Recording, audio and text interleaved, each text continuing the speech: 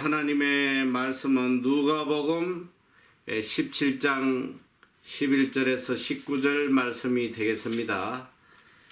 오늘 제목은 그 아홉은 어디 있느냐? Where is the other nine? 그 아홉은 어디 있느냐? 자, 누가복음 17장 11절에서 19절 말씀. 자, 다 찾아서 서면 11절부터 함께 봉독하겠습니다. 시작. 예수께서 예루살렘으로 가실 때에 사마리아와 갈릴리 사이로 한 마을에 들어가시니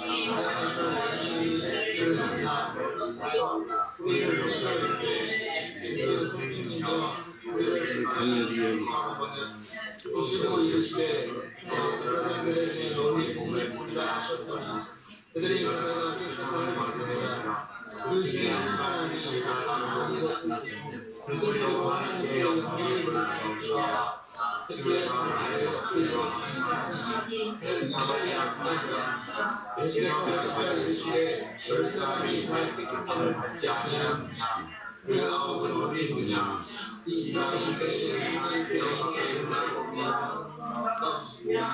내게 일어나라. 내 믿음이 널 구하나이다. 아멘. 미국의 유명한 예일대학교 신학대학에서는 지난 150년이 넘도록 계속 이어지는 특별한 세미나가 하나 있습니다. 이 세미나는 영국과 미국의 저명한 목회자들을 초청해서 그분들의 설교를 듣는 그런 시간입니다. 참 놀랍게도 이 설교 세미나의 주제는 천국도 또 구원에 관한 것도 선교도 아닌 바로 그리스도인의 성품에 대한 설교라고 합니다. 그리스도인의 성품, 이 성품을 이제 다른 말로 표현하면 인격이라고도 할 수가 있겠죠. 우리 그리스도인들이 어떤 인격을 가지고 살아가야 하느냐. 이 인격은 여러 가지를 포함하고 있습니다. 그 안에 겸손한 마음, 또 섬김의 마음, 또 남을 배려하는 마음, 또 감사하는 마음 등 우리 인간이 가져야 할 귀한 덕목들을 다 포함해서 인격이라고 합니다.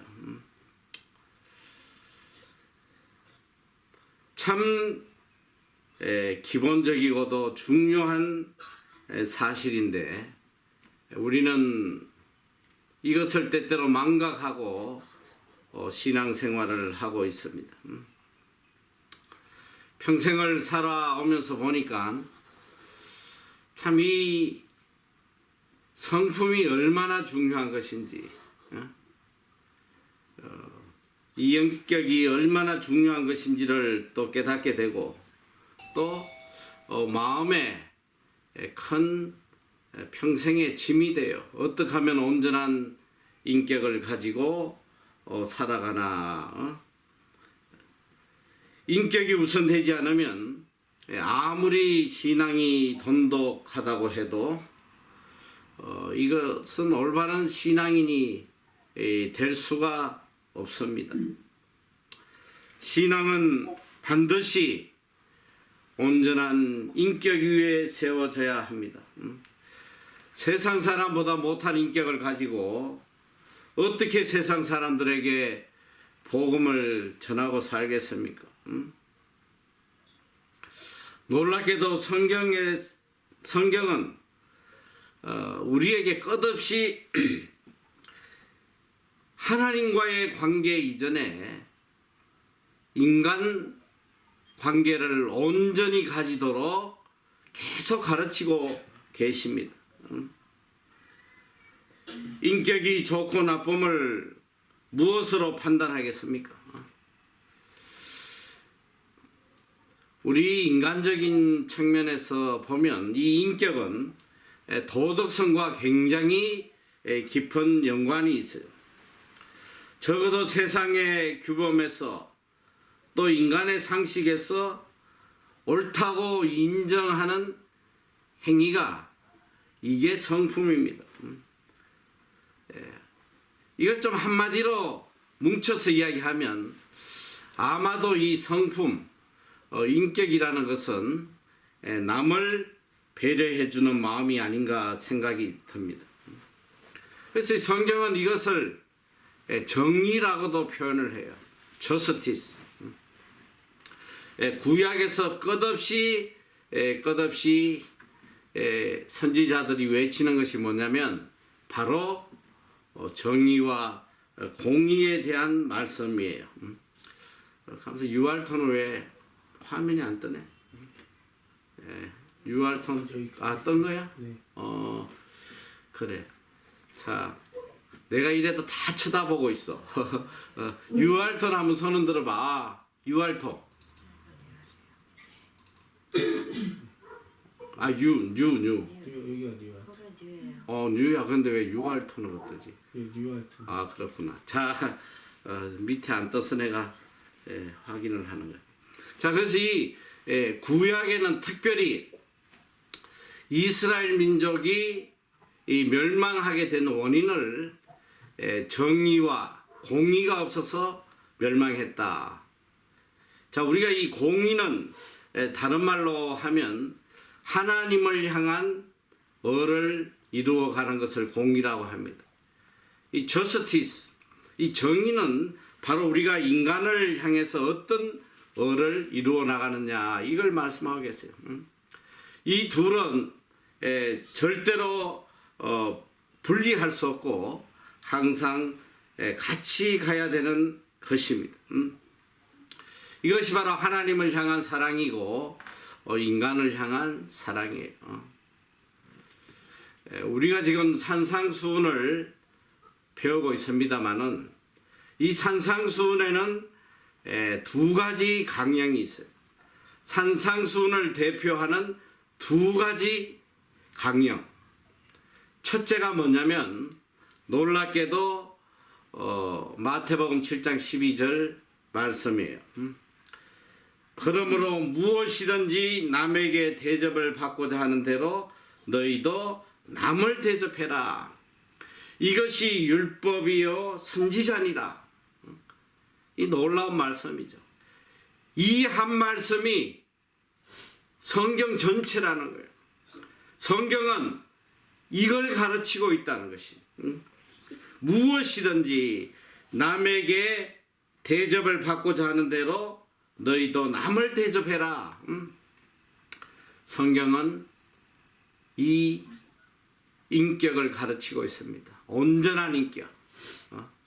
내가 남에게 어떻게 대해야 하느냐. 놀랍게도 두 번째 강령은 바로 6장 30절에 그런즉 너희는 먼저 그의 나라와 그의 의를 구하라. 그리하면 이 모든 것을 너희에게 더하시리라. 이건 하나님을 향한 우리의 의를 가르치고 계세요.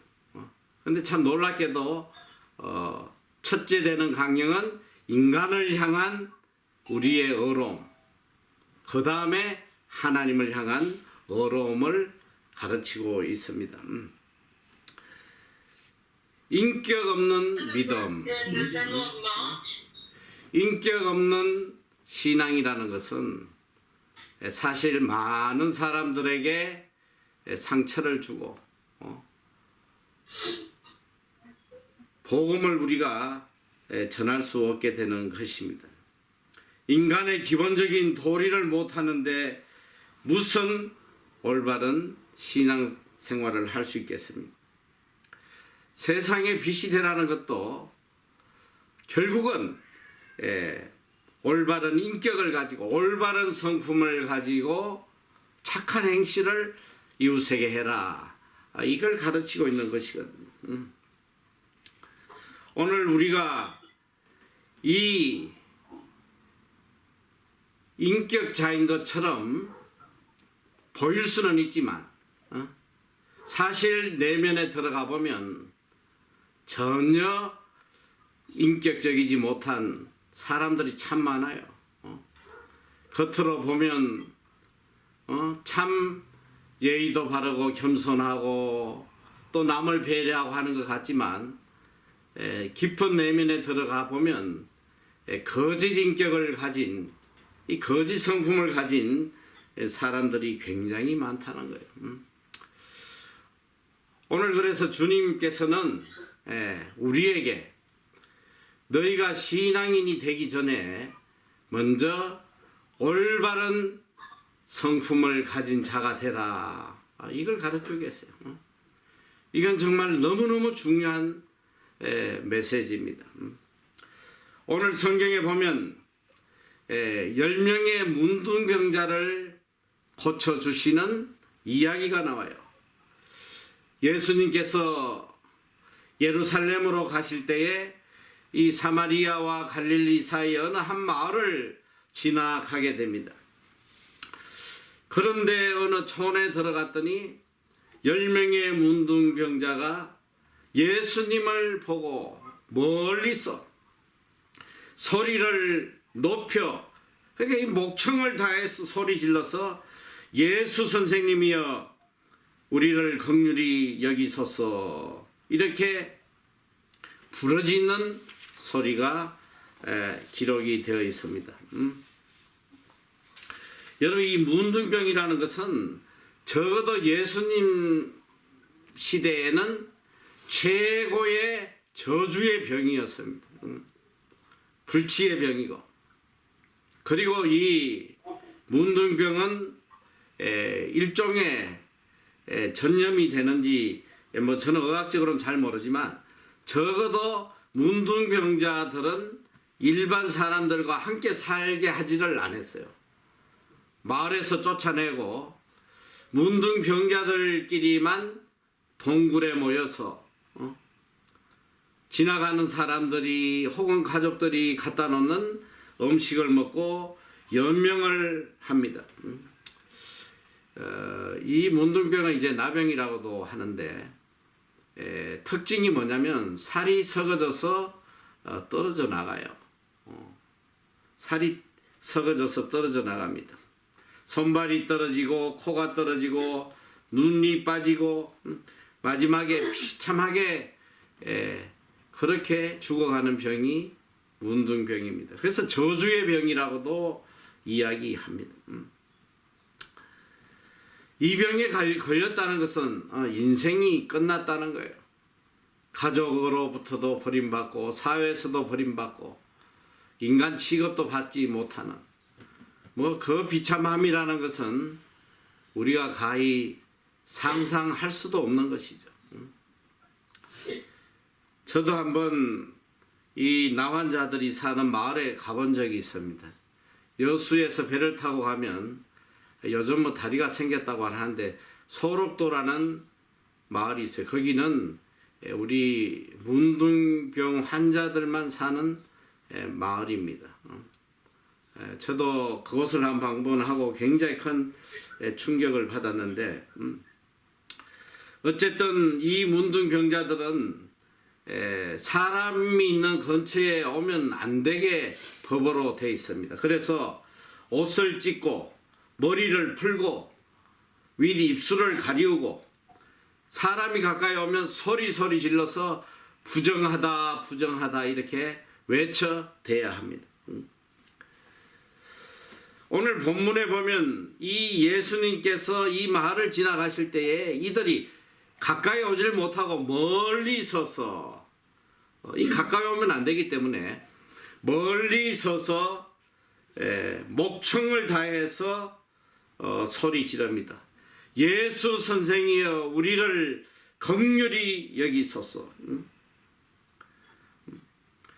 그들의 이 부르짖음은 한이 맺힌 부르짖음이에요. 어쩌면 생사의 갈림길에서 한 가닥의 마지막 희망입니다. 죽을 힘을 다해서 주님께 부르짖어요. 그런데 이렇게 간절히 부르짖는 문둥병자들을 보시고 주님은 딱 한마디 하세요. 제사장에게 가서 보여라. 참 이해할 수 없잖아요. 좀 오셔가지고 안수를 해주든지 아니면 말씀으로 기도를 해주시든지 이해할 수 없는 명령을 하세요. 제사장에게 가서 보여라. 그런데 이들이 비록 문둥병자이지만 어릴 때부터 율법 아래서 자라온 유대인들이기 때문에 그게 무엇을 뜻한지는 알아요. 이 문둥병자가 치료가 되었는지 안 되었는지를 마지막 판단을 해주는 사람이 제사장이거든요. 그래서 제사장이 이제 야 너는 완치됐다 하면 그때 이제 깨끗함을 인정을 받는 것입니다. 그런데 아직 낫지도 않았는데 뭐 안수를 한 것도 아니고 기도를 해준 것도 아니고 아직도 문둥병이 온몸에 그대로 있는데 가서 제사장에게 보여라. 이 참 받아들이기 어려운 말씀입니다. 여기서 이들이 아니 뭘 하지도 않았는데 뭘 제사장에 갑니까? 할 수 있으나 그래도 이들이 예수님의 말씀을 듣고 제사장에게 발걸음을 향했다는 거예요. 적어도 이들에게는 요만큼의 믿음은 있었어요. 어쩌면 나을 수 있을지도 모르겠다, 나았었는지도 모르겠다 이런 믿음이 있었기 때문에 이들이 제사장을 향해서 지금 가고 있습니다.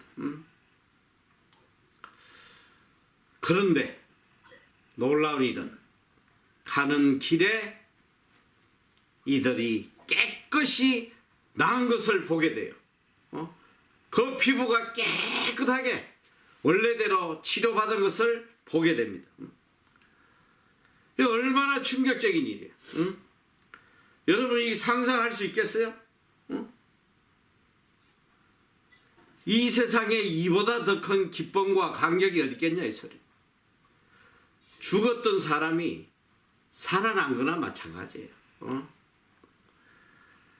일평생 인간 직업도 못 받고 멸시받고 고통스러움 그리고 가슴에 맺힌 그 엉거리 한이 한순간에 다 사라지는 그런 상상할 수 없는 감격의 순간입니다. 그런데 여기서 중요한 것은 바로 그 순간에 그들이 깨끗함을 치료받은 것을 깨달은 그 순간에 보니까 사마리아인 문둥병자 한 사람이 여기 지금 10명이 치료를 받았는데 9명은 유대인이고 1명은 버림받은 사마리아인이 이 사마리아인 한 문둥병자가 가던 길을 돌이켜 예수님께 찾아와서 예수님 발 앞에 엎드려 감사했다는 그런 이야기입니다. 여기서 우리가 생각할 것은 이 감사가 의무도 아니고 조건도 아니에요. 야, 너 치료 받은 거 확인되면 나한테 와서 감사해라. 뭐 이렇게 예수님이 말씀하신 것도 아니에요. 그런데 이 사마리아인 문둥병자가 예수님에게 와서 감사할 때 예수님께서 이렇게 말씀을 하십니다. Where is the other line? 아니 그 다른 9명은 지금 어디 갔느냐? 어? 아니 문둥병이 나서면 당연히 와서 감사해야 될 것 아니냐? 그 9이 어디 갔느냐? 너무 예수님도 안타까워하세요. 아니 죽었다 살아났는데 아니 감사하러 오지 않고 어디 갔어?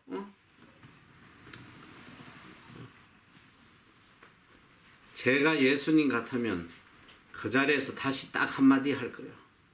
원위치. 응? 응? 이런 배은망덕한 놈. 원위치 해버려. 이런 샤가지가 없이 감사도 모르고 말이야. Where is the other line?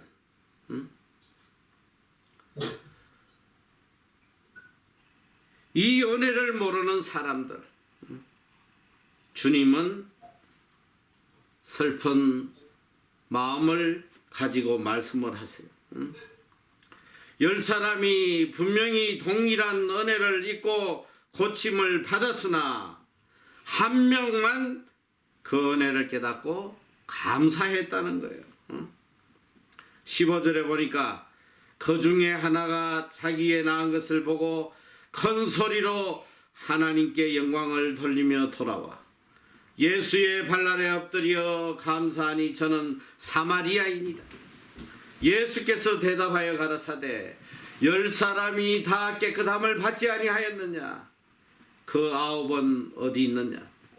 이 이방인 외에는 하나님께 영광을 돌리러 돌아온 자가 없느냐 하시고 그에게 이르시되 일어나 가라 내 믿음이 너를 구원하였느니라 하시더라. 저는 이 말씀을 묵상하면서 참 많은 것을 생각하게 됐습니다. 감사는 신앙의 문제이기 전에 인간이 가져야 할 가장 기본적인 도덕의 문제예요. 가장 기본적인 성품의 문제란 말이지. 그런데 오늘 주님은 이 기본적인 성품 이걸 보시고 기뻐하시는 거예요.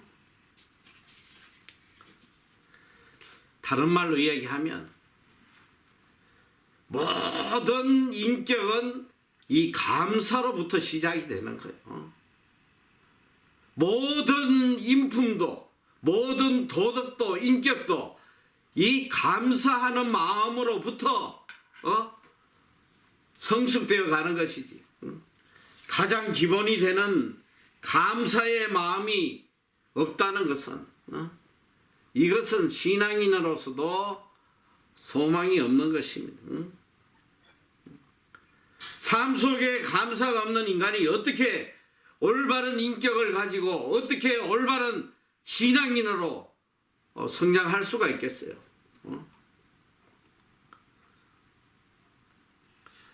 오늘 우리가 신앙인이 되기 전에 먼저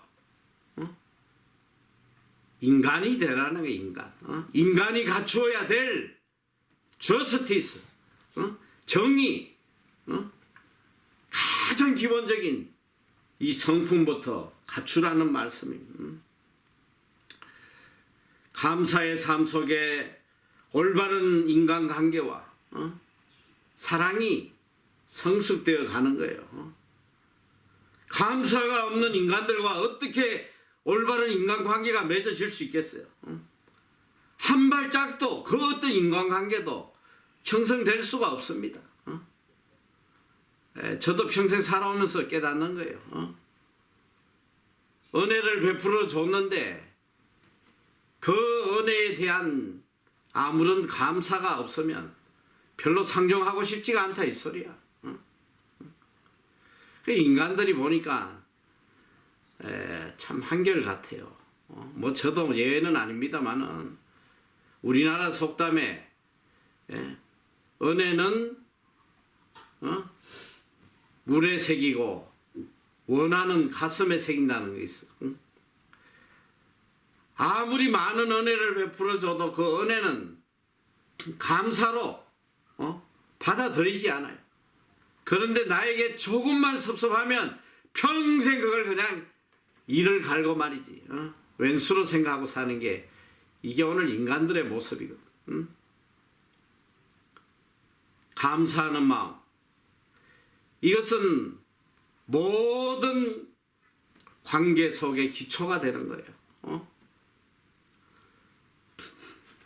지난주에 참 우리 공동체에 참 기쁜 감동적인 한 사건이 있었잖아요. 우리 한 기수가 참, 저는 뭐 제가 직접 편지를 안 받아서 그 깊은 내용은 모르지만 그 내용에 이제 그런 글이 있었다고 그래요. 본인이 너무너무 치킨을 먹고 싶었는데 내가 먹으려니까, 혼자 먹으려니까 너무 다른 기수들도 다 너무 먹고 싶어 하는데 혼자 먹을 수 없었다는 거예요. 이게 뭐냐? 이게 남이 나에게 대접해 주는 것처럼 네가 먼저 남에게 그렇게 대접해라. 이게 율법이요 선지자다. 이게 성경이다. 참 아름다운 마음이 아니에요. 얼마나 아름다워요. 먼저 이렇게 남을 생각하는 이 아름다운 마음. 그리고 그날 저녁에 또 저는 또 마음에 큰 감동이 있었습니다. 그게 뭐냐면 이 치킨을 먹고 난 뒤에 많은 아이들이 저에게 글을 보냈어요. 어떤 애는 뭐 말씀 리뷰보다 치킨에 대해서 더 감동적으로 글을 보냈더라고. 말씀에 받은 감동보다 치킨 먹은 감동이 훨씬 큰 거예요. 이 아이들이 보니까 누군가 베풀어준 은혜에 감사를 해야 되는데 그 기수가 누군지 모르니까 저한테 다 감사를 해요. 너무너무 잘 먹었다고. 정말 최고의 기쁨이었다고 막 그냥.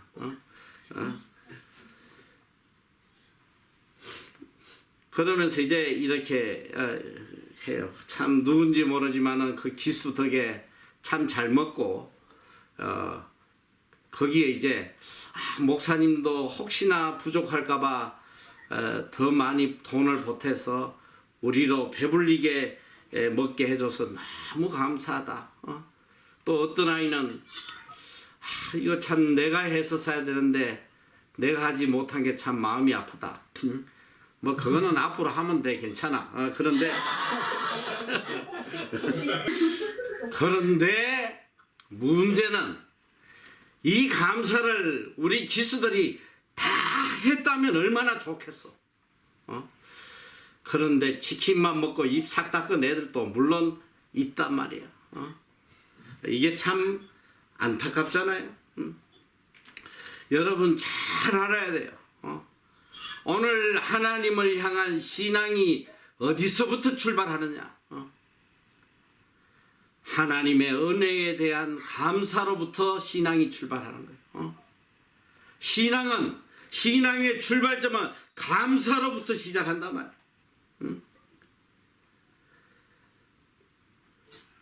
하나님의 은혜를 생각하니 너무 감사해서 도저히 이 은혜를 갚지 않고 견딜 수가 없기 때문에 감사로 하나님 앞에 예배를 드리고, 감사로 하나님 앞에 기도를 드리고, 감사로 하나님 앞에 선행을 드리고, 물질을 드리고, 시간을 드리고, 마음을 드리고, 하나님과 우리의 관계에 제일 우선되는 것이 이 은혜에 대한 감사란 말이지.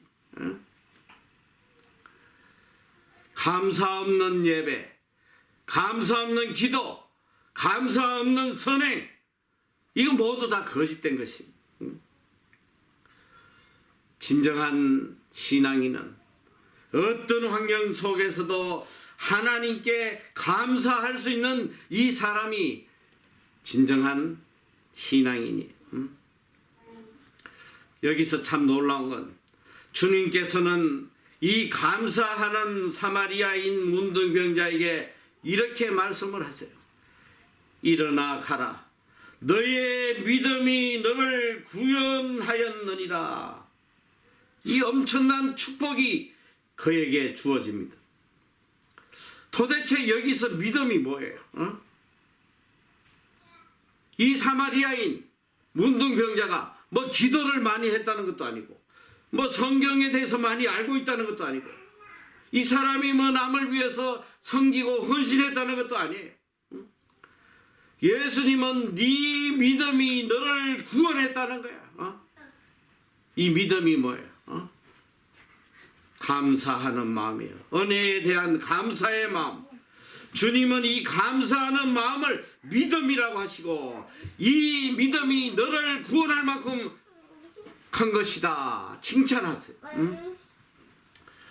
여러분 잘 알아야 돼요. 성경 많이 읽고 뭐 기도 많이 하고 금식하고 이게 중요한 게 아니라 이 소리야. 신앙의 가장 기본되는 이웃사랑의 가장 기본되는 이 감사하는 심령이 없으면 그 인간은 신앙 생활을 해도 하나님께 영광을 돌리는 게 아니라 오히려 하나님의 마음을 아프게 하고 이웃에게 사랑을 보여주는 게 아니라 이웃에게 상처를 주고 이런 삶을 살 수밖에 없는 거예요. 여기 보면 9명은 감사하지 않고 가버렸다 이 소리야. 이 9명이 누구냐? 유대인 문둥병자들이에요. 유대인. 일평생 율법 아래서 자라고 일평생 하나님을 섬겼던 이 유대인 문둥병자들은 감사의 마음 없이 다 사라져 버렸다는 거예요. 도대체 이게 무엇을 의미하는 거예요? 하나님을 알고 일평생 하나님을 섬겨온들 그 심령에 감사하는 이런 마음이 없다면 이거는 버림받을 수밖에 없는 거예요. 예수님은 오늘 특별히 이 사마리아인 문둥병자, 이 문둥병자가 사마리아인이었다는 것을 강조하고 있습니다. 여러분 우리 배웠잖아요. 지지난 시간에도 내가 선한 사마리아인에 대한 말씀을 했어요. 누가 선행을 했냐? 제사장도 레인도 일평생 하나님 섬긴다고 한 인간들도 다 외면하고 간 그 선한 일을 인간에게 버림받고 개 취급받던 이 사마리아인이 생명을 걸고 선행을 했다. 그에게 영생이 있다. 그에게. 오늘 동일한 말씀이에요. 일평생 신앙생활하고 살았던 이 유대인 문둥병자 9명은 다 사라졌지만 개 취급받고 버림받았던 어쩌면 하나님에 대해서 알지도 못했을지도 모르는 이 사마리아인은 주님 앞에 나와서 감사하고 하나님께 영광을 돌렸다는 거 아니에요. 이 감사하는 심령을 보시고 내 믿음이 너를 구원했다. 이게 바로 믿음이다. 너를 구원할 만큼 큰 믿음이다.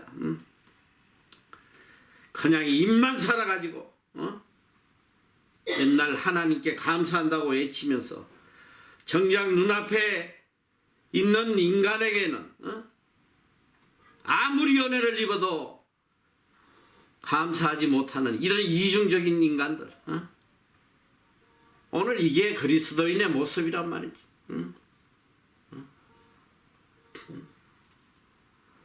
어마어마한 은혜를 잊고 살면서도 감사하다는 한마디 표현도 하지 못하면서 매일 예배에 가서는 하나님 감사하다고 목이 터지라고 외치는 이게 얼마나 이율배반적이고 이게 얼마나 이중적인 모습입니까? 응?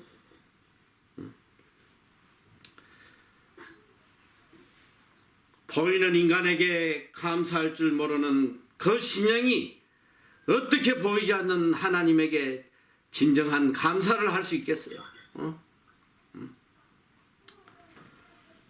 참 감사하는 인간을 보기가 어려워요.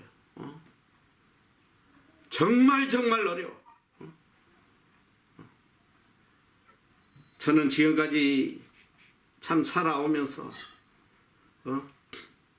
참 진정으로 감사를 할지 않은 그런 사람을 참 보기가 어려웠어요. 참 안타까워요.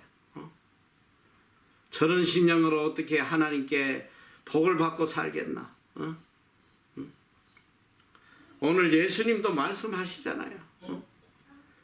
왜 당연히 감사해야 될 순간에 감사하지 않고 다 가버렸냐? 예수님이 뭐 감사를 받고 싶어서 그런 말씀을 하시겠어? 그게 아니에요. 더 큰 복을 받을 수 있는데 복을 받지 못하는 그 안타까움 때문에 말씀하시는 거 아니에요?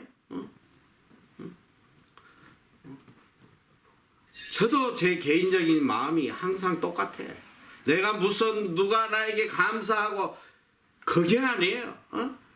아, 저 사람이 저렇게 감사하면 앞으로 더 큰 복을 누리고 살 텐데.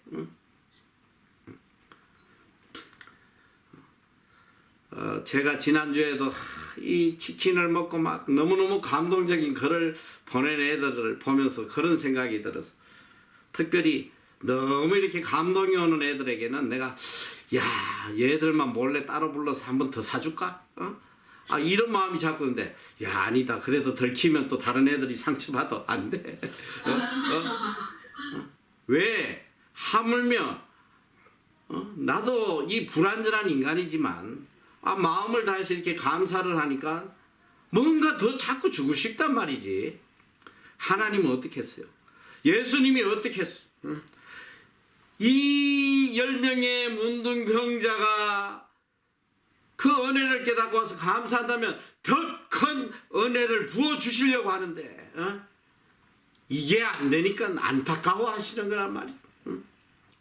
10명이 다 돌아왔다면 그래 내 믿음이 너를 구원하였느니라 동일하게 구원의 은혜를 누릴 텐데 그게 마음이 안타까운 거예요. 뭐 제가 정확히 모르는데 뭐 총신대 대학원의 뭐 교우가 인간이 되라 이게 교우라고 그랬던 걸로 누구한테 들은 것 같아요. 신학교에서 니네들 목사 되기 전에 먼저 인간이 되라는 거야. 인간도 안 되는 게 무슨 목사고 인간이 아닌 게 인간도 아닌데 무슨 그리스도인이라고 살아갔냐 이 소리. 왜 예수님께서 사마리아 인만 계속 이야기를 하시냐? 하나님을 모르는 이 세상 사람들이 적어도 도덕적인 면에서 너희들보다 낫다는 거야. 소위 하나님을 믿는다는 신앙인보다도 하나님을 모르는 세상 사람들이 적어도 너희들보다는 나은 도덕성을 가지고 있어. 이건 사실이에요. 하나님을 믿는다는 인간들이 얼마나 이기적이고 자기밖에 모르고 저는 수도 없이 겪어오는 이야기예요. 세상 사람보다 못해요.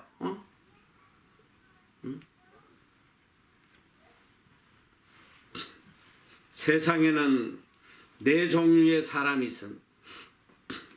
받은 은혜를 잊어버리는 사람과 받은 은혜를 배반하는 사람, 오히려 은혜를 악으로 갚는 인간들, 그리고 받은 은혜를 감사하는 사람이 있습니다. 하나님의 자녀는 그리고 하나가 더 있네. 마지막으로 지금은 받지 못했지만 앞으로 받을 은혜를 생각하며 미리미리 감사하며 살아가는 사람. 하나님의 자녀는 어떤 사람이냐? 바로 받은 은혜를 감사하는 사람이요, 지금 응답받지 못했지만 앞으로 베푸실 은혜를 생각하며 늘 감사하고 살아가는 사람입니다. 18세기의 가장 유명한 기도의 사람으로는 만일 어떤 사람이 인생의 행복과 만족을 찾는 가장 빠르고 확실한 방법이 무엇이냐 하고 묻는다면 그 사람에게 어떤 사건이 일어나든지 그 사건에 대해서 무조건 하나님께 감사하고 찬양하라고 말하겠다, 이렇게 이야기를 했어요.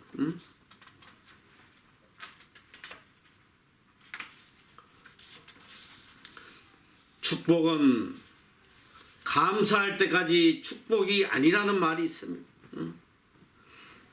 진정한 축복은 감사할 때 이루어지는 거예요. 여러분은 지금 무엇을 가지고 감사하고 어디까지 감사하며 살고 있습니다. 늘 입으로 감사하지만 얼마나 깊이 감사하며 감격해하며 살아가고 있습니다. 조금만 깊이 생각해보면 참 모든 것이 다 감사할 조건밖에 없습니다. 저는 이번에 록다운 기간을 보내면서 참 하나님 앞에 많은 감사를 하게 됐어요. 우리 가족들에게도 늘 제가 한 이야기입니다. 지금 이 록다운 기간에 바이러스 걸리지 않고 밥 3끼 굶지 않고 있으면 이보다 더 큰 감사의 조건이 없다. 더 이상 무엇을 바라겠나? 조금만 생각해 보면 얼마나 감사할 조건이 많은지 몰라요. 분에 넘치도록 우리는 복을 누리고 있습니다. 우리의 모습에 비추어 보면 모든 것이 과분해요. 지금 우리에게 필요한 것은 성공도 출세도 미래의 안락함도 아니란 말이에요. 하나님께서 우리에게 허락하신 이 크신 은혜에 대한 깊은 감격과 감사의 눈물을 흘릴 수 있는 마음이에요. 오늘 나에게 주어진 이 환경을 바라보며 도대체 얼마나 감사의 눈물을 흘려 보셨습니까? 하나님 은혜를 생각하며 감사의 눈물을 흘려 보지 못했다면 이 사람은 그리스도인이 아니에요. 한국 선교의 일생을 바쳤던 언더우드 선교사의 기도문입니다. 그럴 수만 있다면 더 큰 복음 바라지 않겠습니다. 누군가는 지금 그렇게 기도를 합니다. 설 수만 있다면 더 큰 복음 바라지 않겠습니다. 누군가는 지금 그렇게 기도를 합니다. 들을 수만 있다면 더 큰 복음 바라지 않겠습니다. 누군가는 지금 그렇게 기도를 합니다. 말할 수만 있다면 더 큰 복음 바라지 않겠습니다. 누군가는 지금 그렇게 기도를 합니다. 살 수만 있다면 더 큰 복음 바라지 않겠습니다. 누군가는 지금 그렇게 기도를 합니다. 놀랍게도 누군가의 간절한 소원을 나는 다 이루고 살았습니다. 놀랍게도 누군가가 간절히 기다리는 기적이 내게는 날마다 일어나고 있습니다. 부자 되지 못해도, 빼어난 외모가 아니어도, 지혜롭지가 못해도 내 삶에 날마다 감사하겠습니다. 날마다 누군가의 소원을 이루고 날마다 기적이 일어나는 나의 하루를, 나의 삶을 사랑하겠습니다. 사랑합니다. 내 삶, 내 인생, 나 어떻게 해야 행복해지는지 고민하지 않겠습니다. 내가 얼마나 행복한 사람인지 날마다 깨닫겠습니다. 나의 하루는 기적입니다. 나는 행복한 사람입니다. 나는 행복한 사람입니다. 여러분, 감사할 줄 아는 사람은 항상 두 가지의 능력을 체험합니다. 감사하는 순간 모든 두려운 마음이 사라져요. 어떤 상황에서도 감사하면 모든 고난과 고민과 근심, 걱정, 두려움이 다 물러갑니다. 이게 감사가 주는 능력이에요. 또한 감사한 순간 겸손하게 됩니다. 사람 앞에도 하나님 앞에도 감사합니다 하는 순간 내가 겸손하게 되는 거예요. 감사하면 할수록 점점 겸손해지고 더 감사할 일이 많이 생깁니다. 사자굴에 갇힌 다니엘이 하나님 앞에 감사한 것 같이 그런 감사를 해보세요. 더더욱 알 수 없는 많은 감사거리가 생각이 납니다. 끝도 없이 감사하게 돼요. 감사로 세상을 이기고 나를 이기고 죄악을 이기는 승리를 얻게 되는 것입니다. 감사하는 마음보다 인간을 더 아름답게 하는 것은 없습니다. 감사하는 심령보다 더 귀한 믿음은 없어요. 오늘 우리 삶에 감사가 메말라 있고 감사해야 할 자리에 감사를 잊고 살고 있기 때문에 근심, 걱정, 고통이 떠나지 않는 것입니다. 아름다운 기도문입니다. 주님, 제가 때로 병들고 아프게 하심을 감사합니다. 저희 약함과 무능함을 깨닫게 해주셔서 더욱더 주를 의지하며 겸손히 섬길 수 있기 때문입니다. 주님, 제게 외로움과 고독을 안고 갈 수 있게 해주심을 감사합니다. 몸부림쳐보는 고독 속에 주님과 가까워지고 두려움이 많지 외로움 속에서 주님을 발견하고 그 고독과 외로움 속에서 주님 함께 해주심을 알기 때문입니다. 주님, 저희 생각과 계획대로 일이 진행되지 않게 해주심을 감사합니다. 저의 교만이 꺾어지고 오직 주를 신뢰하며 저희 뜻과 생각과 목숨까지도 주님께 의탁할 수 있기 때문입니다. 주님, 때로는 사람들에게 버림받게 하시고 사랑하는 자들에게 상처 있게 하심을 감사합니다. 그 안에서 사랑을 배우고 헌신과 봉사를 배우며 주의 백성된 보람을 깨달을 수 있기 때문입니다. 주님, 하루하루 먹고 사는데 때론 지치고 힘겹게 하심을 감사합니다. 주께서 채워주시는 그 축복과 은혜를 알며 가난한 자들을 돌아볼 수 있기 때문입니다. 주님, 저에게 지식 없는 무지함을 주심을 또한 감사합니다.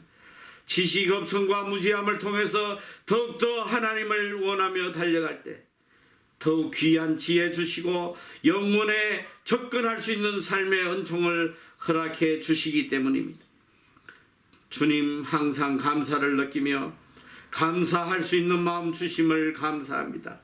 영혼까지 저희 감사가 변치 않도록 감사의 삶이 저희 삶에 깊이 배어지게 하옵소서.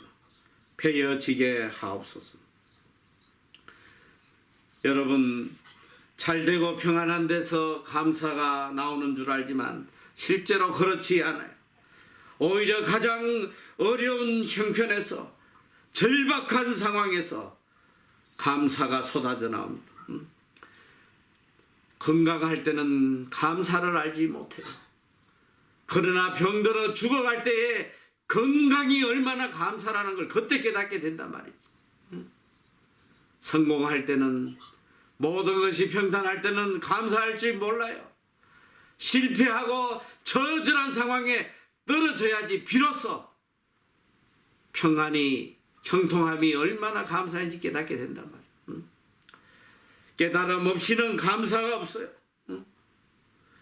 고통이 없이는 또한 깨달음이 없습니다. 깨달음의 깊은 세계에서 감사하고 감사할 때 비로소 내 삶이 행복해지는 거예요. 여러분, 행복해서 감사한 게 아니고 감사하다 보니까 행복해지는 거예요. 건강해서 감사한 게 아니고 감사하다 보면 건강해지는 거예요. 성공해서 감사한 게 아니라 감사하다 보니까 성공하게 하나님이 해주시는 거예요. 하나님은 감사의 기도를 들으세요. 감사하는 자에게 은혜를 베풀어 주십니다. 여러분은 어디까지 감사하고 있습니까? 제가 요 근래에 우연히 유튜브를 보다가 한 감동적인 내용을 보았습니다. 여러분도 아마 다 아는 내용일 거라고 생각이 들어요. 저도 뭐 오래전에 이미 알았던 내용인데 참 새롭게 가슴에 감동으로 다가왔습니다. 바로 이 스웨덴의 레나 마리아라는 분의 이야기입니다. 이분은 1968년 지금 53세예요. 스웨덴의 한 마을에서 중증 장애인으로 태어납니다. 두 팔이 없어요. 그리고 한쪽 다리는 성인이 되어도 30cm 밖에 되지 않습니다. 도저히 인간으로서 온전한 생활을 할 수 없는 그런 장애인입니다. 그러나 이 여인은 어릴 때부터 철저하게 신앙 교육을 받고 살았습니다. 그 어머니의 신앙 교육을 통하여 이 여인은 누구보다도 복된 인생을 살게 됩니다. 그는 16살 때 1986년 스웨덴의 신체 장애인 세계 수영 선수권 대회에서 금메달을 따게 돼요. 그리고 이어서 계속적으로 세계 선수권 대회에서 4번이나 금메달을 따게 됩니다.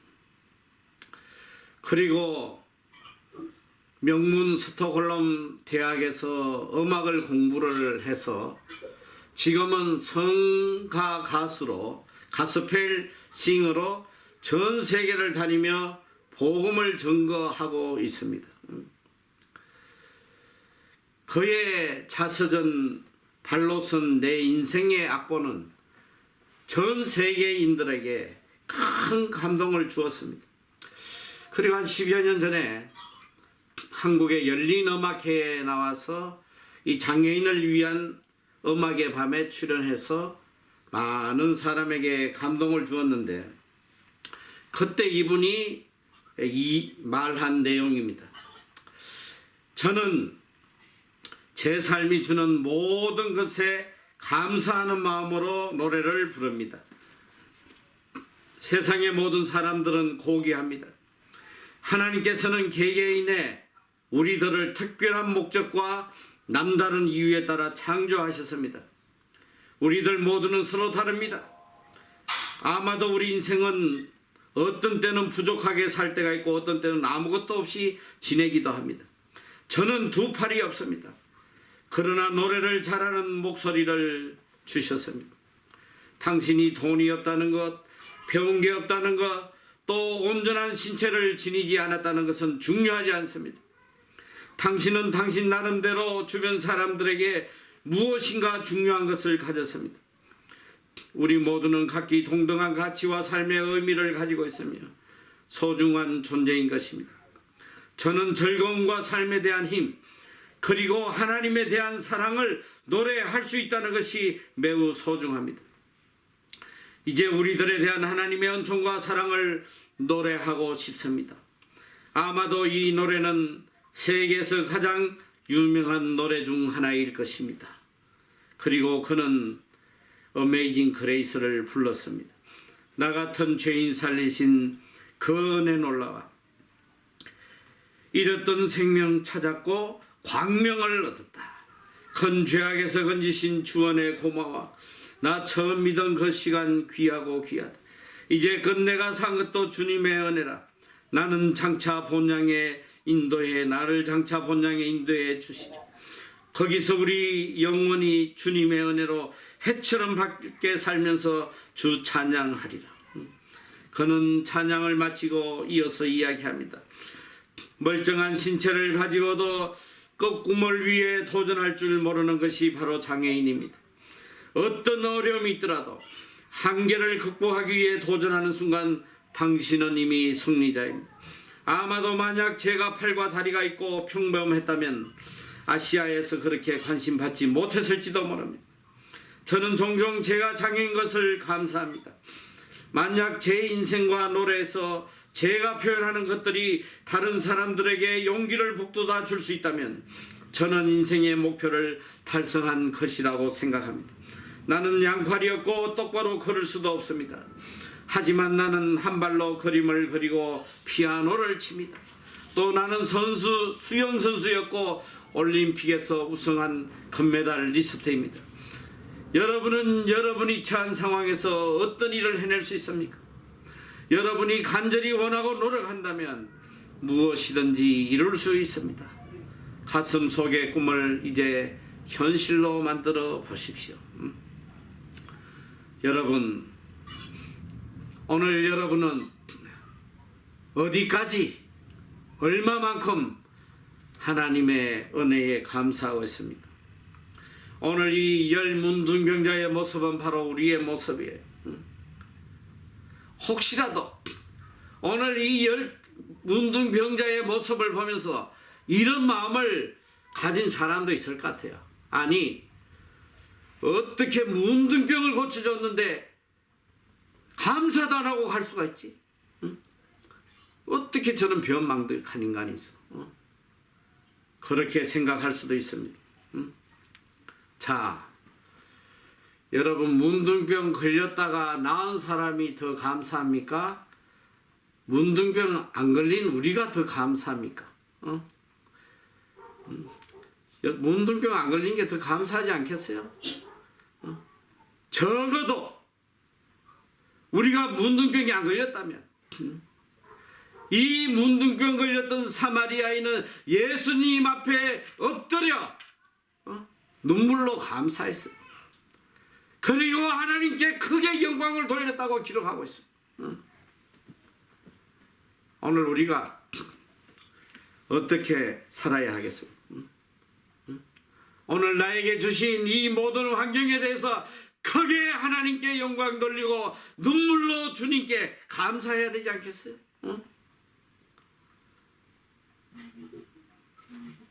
지금 내가 걸어 다닐 수만 있다면, 건강 하나만 가졌더라도 일평생 감사의 눈물을 흘리며 살아가야 합니다.